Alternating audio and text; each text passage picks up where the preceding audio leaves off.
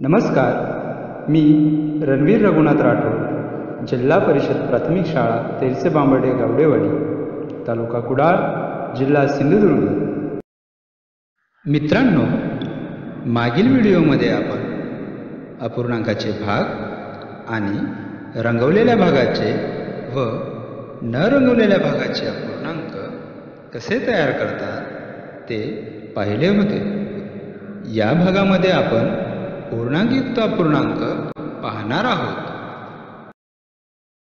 आता मी 3 संत्रे देणार आहे. हे 3 संत्रे 2 मुलांना समान वाटायचे आहेत. तर कसे वाटशील ते सांग. ती 2 मुले अजय आणि विजय आहेत असे गृहीत धरू. या 3 संत्र्यातील एक संत्री अजयला देणार तर एक संत्री विजयला देणार. दोघांना एक एक संत्री दिल्यावर एक संत्री शिल्लक राहिली. आता शिल्लक राहिलेल्या संत्रीचे समान 2 भाग करणार. त्यातील एक भाग अजयला देणार तर दुसरा भाग विजयला देणार. छान. या दोघांना वाटलेल्या भागाचा पूर्णांक कसा लिहिणार? अजयला एक पूर्ण संत्री दिली म्हणून या ठिकाणी 1 लिहिणार. तसेच विजयला सुद्धा एक पूर्ण संत्री दिली म्हणून या ठिकाणी 1 लिहिणार.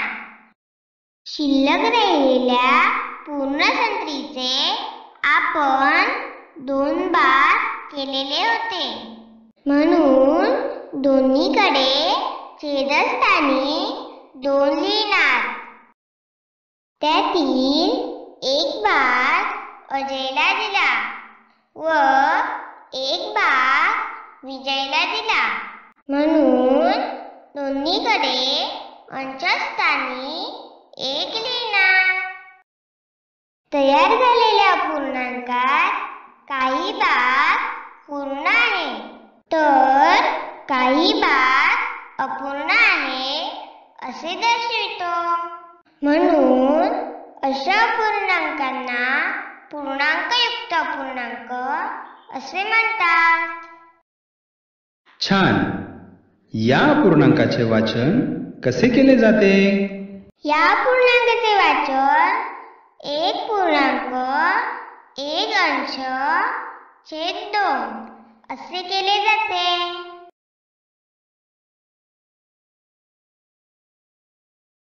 छान स्पष्टीकरण केलेस. आता या दोघांमध्ये 5 संत्रे वाटायचे असतील तर ते कसे वाटशील? या 5 संत्र्यातील एक संत्री अजयला देणार तर एक संत्री विजयला देणार.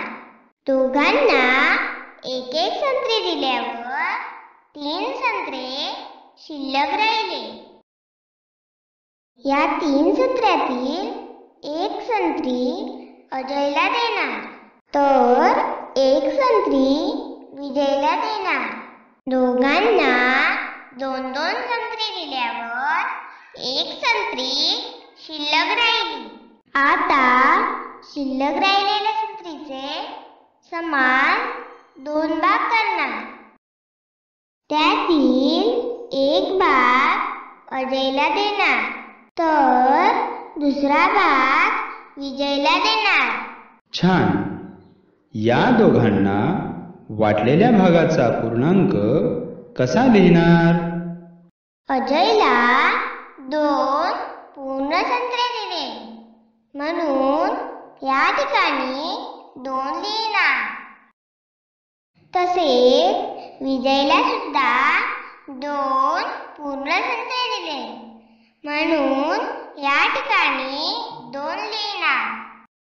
शेवटी शिल्लक राहिलेल्या पूर्ण संत्रीचे आपण 2 भाग केले होते. म्हणून दोन्हीकडे छेदस्थानी 2 लिहिणार. त्यातील एक भाग अजयला दिला व एक भाग विजयला दिला. म्हणून दोन्हीकडे अंशस्थानी 1 लिहिणार. तयार झालेल्या पूर्णांकात काही भाग पूर्ण आहे तर काही भाग अपूर्ण आहे असे दर्शवितो. म्हणून अशा पूर्णांकांना पूर्णांकयुक्त पूर्णांक असे म्हणतात. छान. या पूर्णांकाचे वाचन कसे केले जाते? या पूर्णांकाचे वाचन 2 पूर्णांक 1 अंश छेद 2 असे केले जाते. मित्रांनो, आपण आणखीन एक उदाहरण पाहू. म्हणजे पूर्णांकयुक्त अपूर्णांकाची ओळख चांगल्या प्रकारे होईल. हे 5 संत्रे 4 मुलांना समान वाटायचे आहेत. तर ते कसे वाटशील? ती 4 मुले अजय, विजय, सूरज आणि धीरज आहे असे गृहीत धरू. या 5 संत्र्यातील एक संत्री अजयला, एक संत्री विजयला, एक संत्री सूरजला तर एक संत्री धीरजला देणार.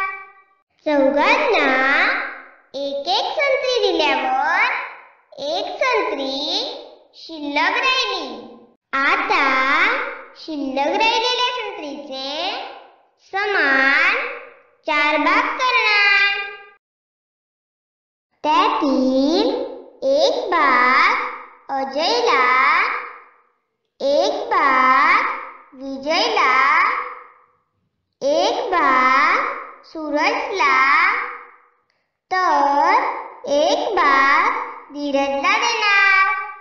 छान. या चौघांना वाटलेल्या भागाचा पूर्णांक कसा लिहिणार? अजयला एक पूर्ण संत्री दिली म्हणून या ठिकाणी 1 लिहिणार.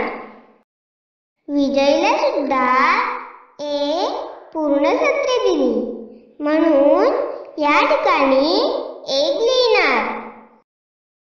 सूरजला सुद्धा एक पूर्ण संत्री दिली म्हणून या ठिकाणी 1 लिहिणार.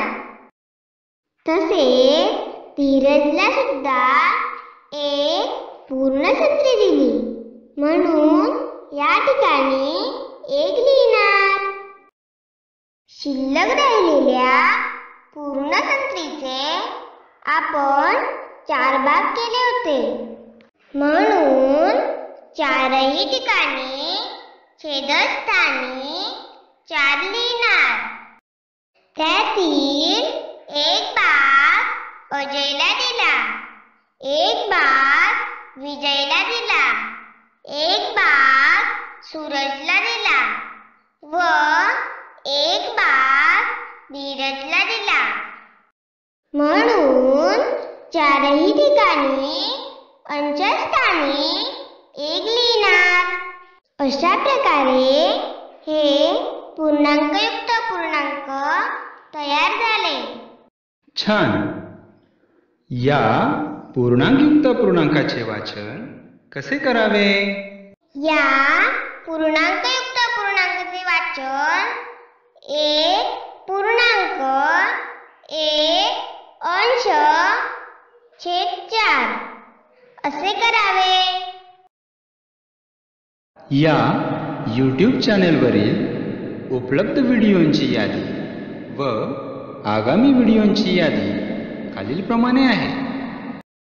हा व्हिडिओ आपल्याला आवडला असेल तर लाईक करायला विसरू नका आणि यापुढील व्हिडिओचे डायरेक्ट लिंक हवी असल्यास सबस्क्राईब करायला विसरू नका.